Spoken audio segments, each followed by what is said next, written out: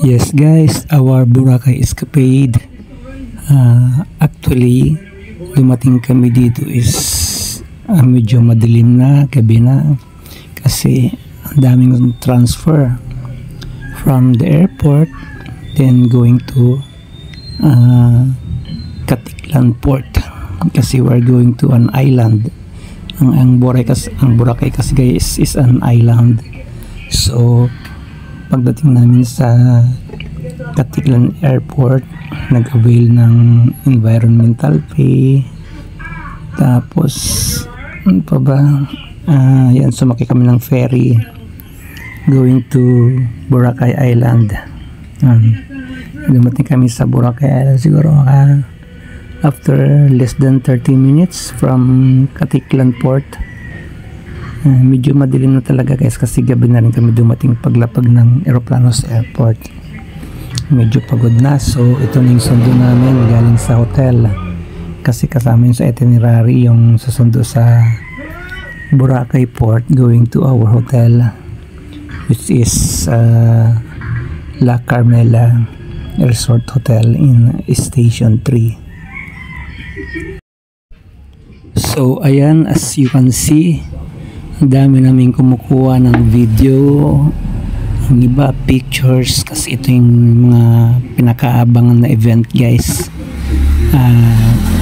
Meron ditong banda, after nung band siguro ilang play siguro ng music yon, set ng music bago itong fire dancers. Actually ito yung pinaka main event nila guys After nito another band set na naman na kakanta, and then siguro mga after 2 hours ayan sila ulit yung fire dancers. Yeah, ang galing, grabe si ate yeah, nakakaaning apoy guys. So lalo sa gabi yung talagang grabe grabe. Yeah. Wow.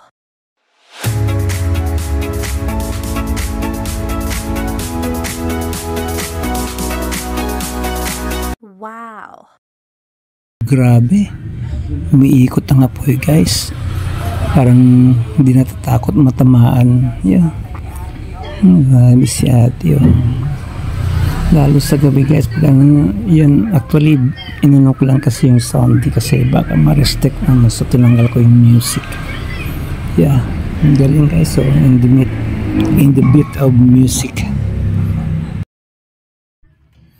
it takes a lot of guts, a lot of practice bago ma-perfect. Yeah, alam mo sa buhay kasi kailangan rin yung matyaga ka on whatever you do. Kailangan nandun yung puso, nandun yung eagerness, tsaka siguro ito yung way of living nila guys Yeah, no choice maybe, yeah, pero okay naman, decente naman siya. Yeah. So kung ito ang work mo, lagi kang night shift dito sa Boracay.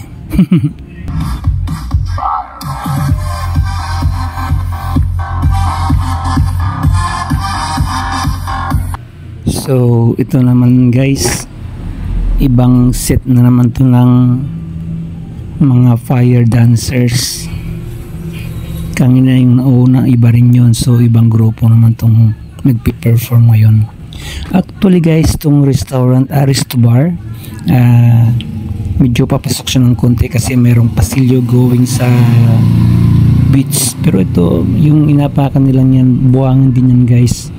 Part pa rin ng sand, na white sand ng Boracay. Medyo papasok ka lang, pero nakikita siya pag naglalakad ka along the shoreline ng Boracay. V-Hub Resto Bar.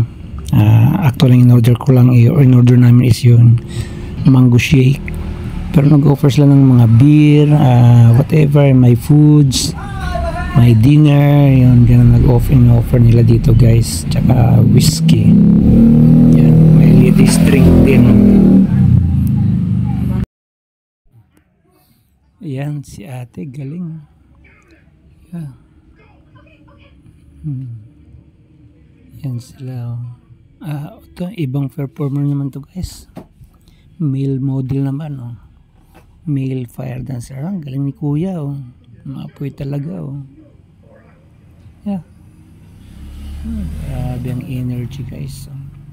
My goodness. May showmanship. Sigawan dito, guys, yung nanonood katanya sa mga babae. Galing nila mag-perform. Yeah. Bilis, oh. Parang lumilipad yung apoy. Supply. Flying firefly. Lumilipad. Grabe, oh, yeah, oh. Wow.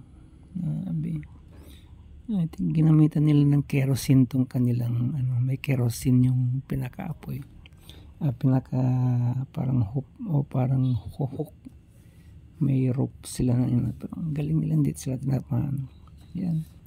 So tapos na kami, so bali papunta na, pauwi na kami ng hotel. Yan, balik kami papuntang beach. Yan. Yan ang scenario dyan, guys. Every night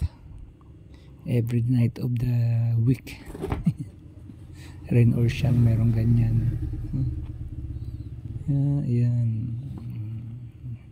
Masigla rin, guys, ang mga business dito kahit gabi na bukas ang stall. Yeah. May mga sila dito, mga damit, mga souvenir items. Yeah, they have that dito. Pupunta kaming beach kasi yung pinaka-way going out dyan sa Bihab. Yan. Masiyaw-siyaw pa si Miss Barbie.